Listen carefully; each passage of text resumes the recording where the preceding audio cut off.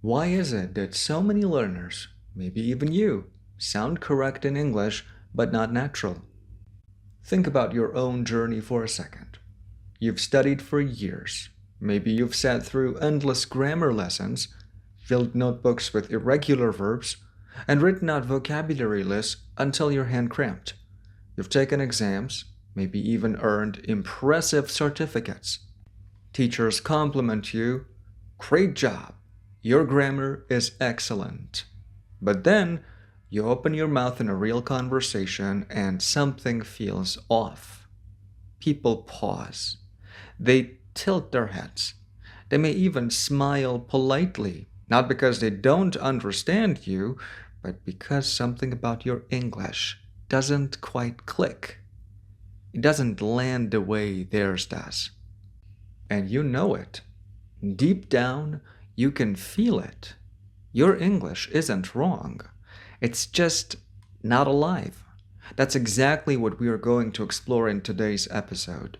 This is not another grammar lecture, and it's not about memorizing another 100 idioms. Instead, we are going to uncover the hidden gap between correct English and natural English. And more importantly, I'll show you practical, doable ways to close the gap. By the end of this episode, you'll see that natural English is less about rules and more about rhythm, less about reciting words, more about feeling them. It's about intonation, everyday expressions, listening habits, and learning to embrace the human side of communication. So grab a notebook if you can, or just sit back and listen carefully. Let's dive into the journey of making your English not only correct, but alive. Let's begin with the most important truth. Correct does not equal natural. That may sound obvious, but so many learners and even teachers ignore this point. Let me illustrate.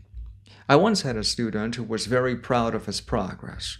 He wanted to show me how advanced his English had become.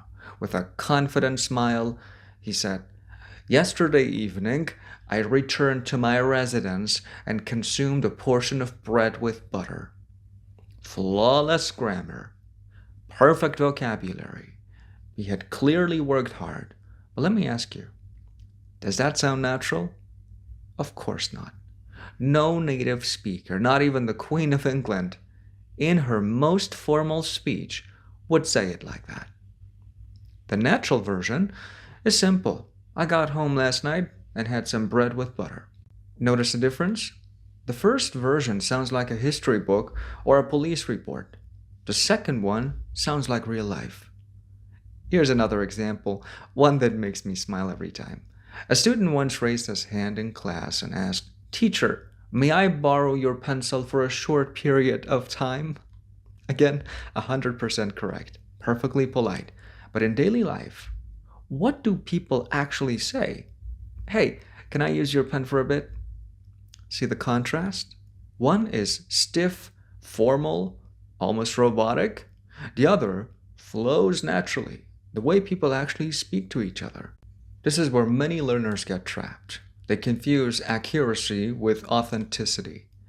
They think that because a sentence is correct, it must also be natural, but that's not how language works. Think of it like dancing. Imagine learning every step of a dance perfectly. Left foot here, right foot there, spin, bow. You know the moves, but if you don't feel the rhythm, if you don't connect the moves into a flow, then you're not really dancing. You're just stumping around the dance floor, following instructions. Language is the same.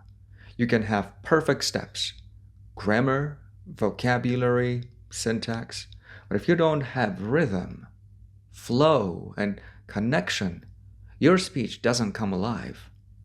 Why does this happen? Well, this is the question a lot of people ask. The reason many learners sound unnatural is simple. Textbooks and classrooms often overemphasize correctness. Teachers want to test what's measurable. Grammar rules, vocabulary definitions, sentence structure. These are easy to check in an exam. But naturalness, that's messy. It doesn't fit neatly into multiple choice tests. It's about rhythm, culture, and context.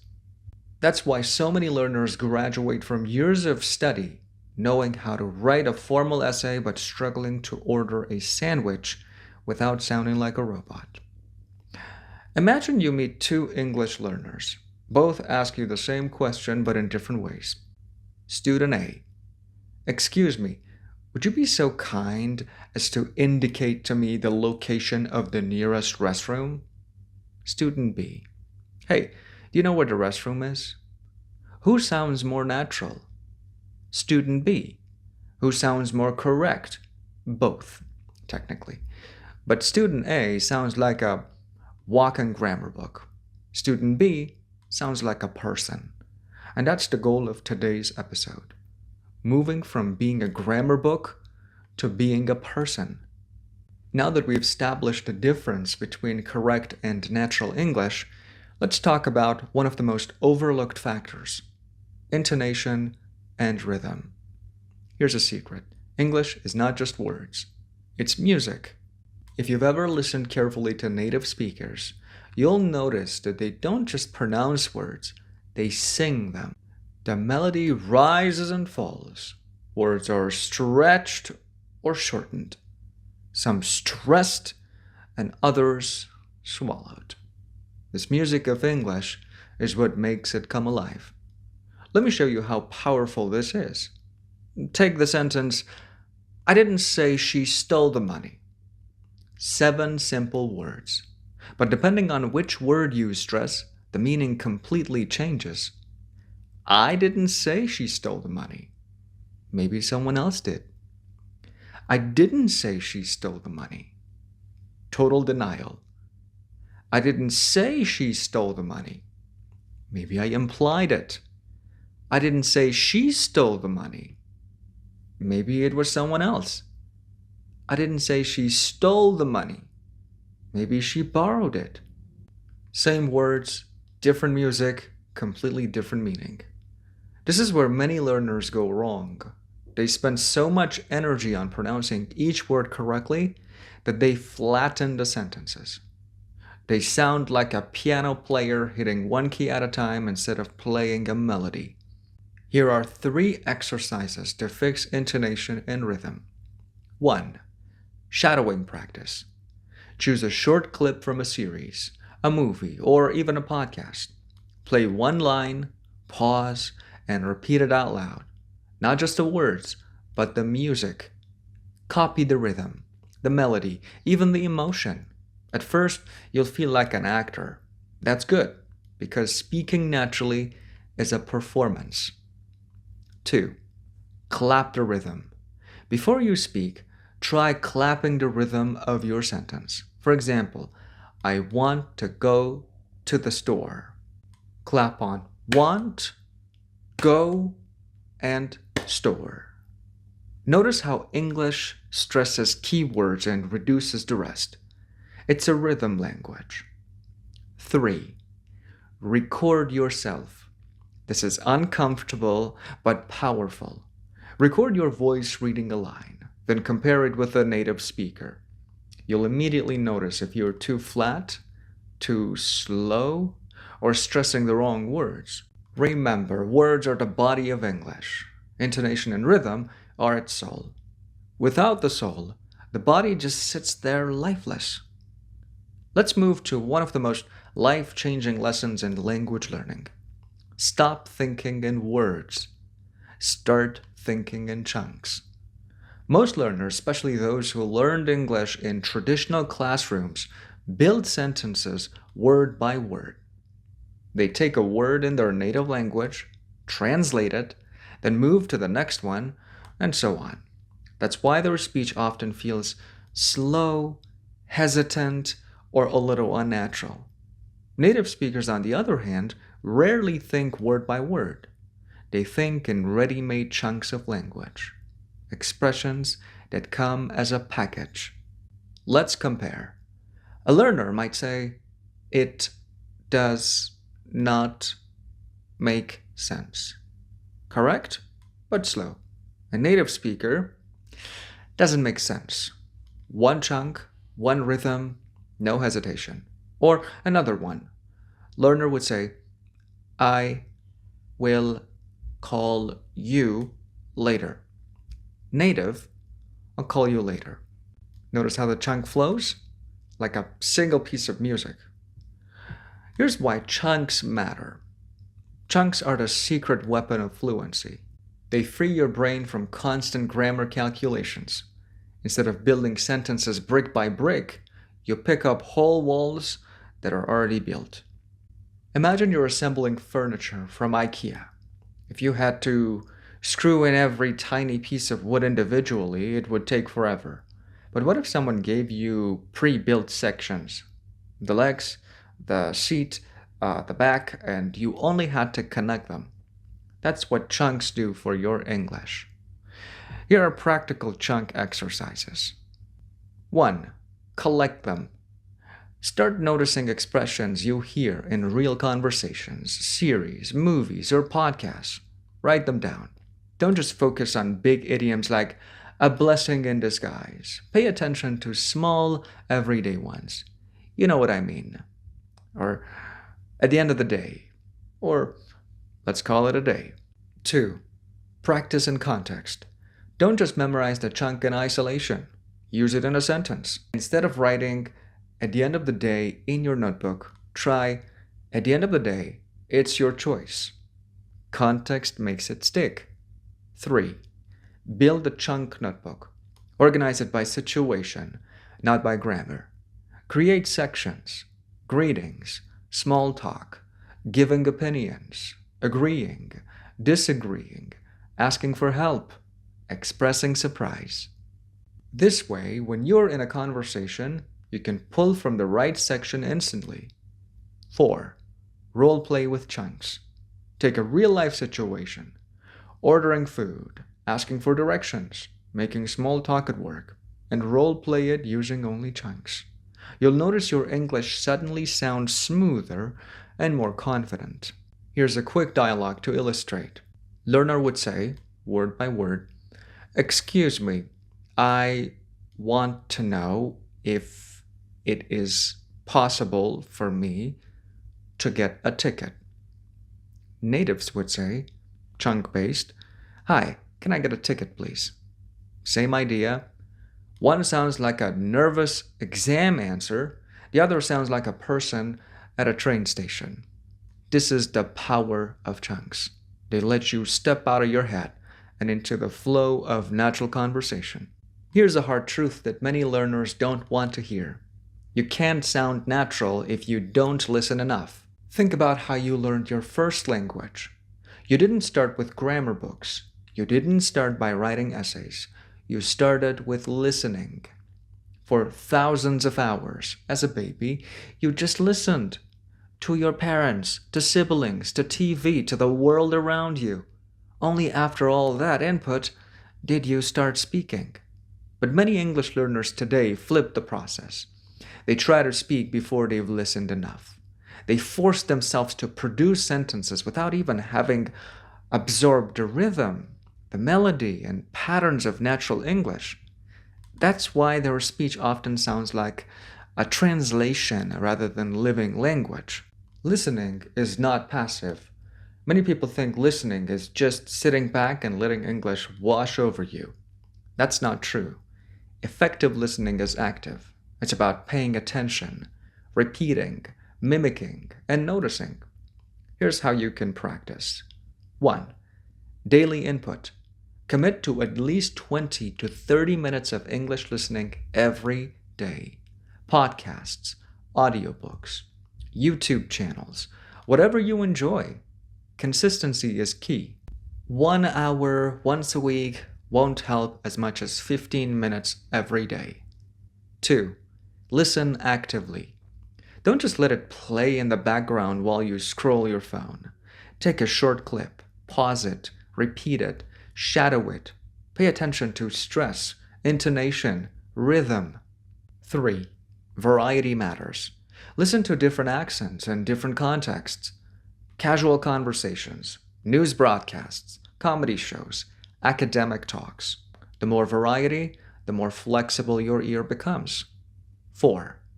Be patient. At first, you may only catch 40 to 50% of what's being said. That's normal. With time, it'll rise to 70%, then 90%. Don't get discouraged. Every minute of listening is an investment in future fluency.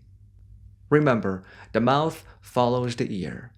Remember this golden rule: your mouth can only produce what your ears have absorbed. If you want to sound natural, you must first hear natural English over and over again. This is why some learners who binge watch series with subtitles suddenly improve their speech rhythm. Their ears start noticing patterns. Without even realizing it, they begin to copy them. So, before you worry about speaking perfectly, ask yourself, am I listening enough? Now let's get very practical. You don't have to wait years to sound natural. There are small, everyday tweaks that can instantly upgrade your English. Let me share a few. 1. Use fillers naturally. In real life, people don't speak in perfect, polished sentences. They pause, they hesitate, they fill the silence with words like, you know, I mean, actually, like, or just a period of silence. For example, I was totally shocked when I saw that. If you never use fillers, you sound robotic. But, and this is important, don't overuse them. If you say like every second word, it becomes distracting. Balance is key. 2. Contract your words. Native speakers rarely say, I am going to, but they say it. But mostly they say, I'm gonna, or I'm gonna. Rarely, do not worry. They say, don't worry. Learning contractions instantly makes your speech smoother. Imagine a robot voice saying, I do not know what you are talking about. Now compare it with, I don't know what you're talking about. Which one sounds more natural? 3. Use softeners. English, especially in Western culture, often values politeness and indirectness. Instead of saying, close the window, you can say, could you close the window? Or, do you mind closing the window? It's not just about grammar, it's about social naturalness. 4. Adopt idioms gradually. Idioms like, hit the nail on the head, a piece of cake, or hang in there. Add color to your English. But don't throw them in randomly. If you force idioms into every sentence, you'll sound unnatural. Start small. Learn one idiom. Use it in the right context, and let it grow. 5.